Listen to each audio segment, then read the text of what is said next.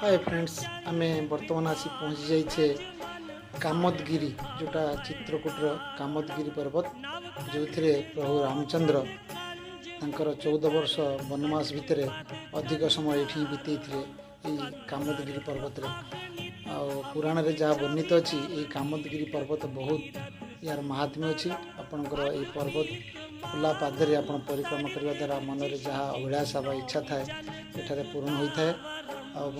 कामदगिरी पर्वत रे प्रभुंकर वनवास समय भितर बहुत किसी माने असुर मान को संहार करते आठारे बहुत किसी प्रभुंकर लीला वर्णित होती पुराण रे।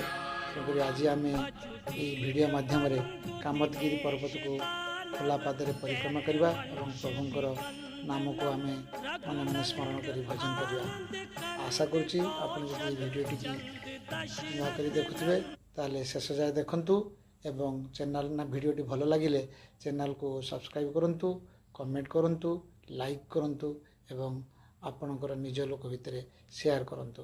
रहिली बंधु, धन्यवाद। आशा करुँची आपण मो सहित शेष जाए परिक्रमा भाग नेबे एवं भिडियोटी को शेष जाए देखिए।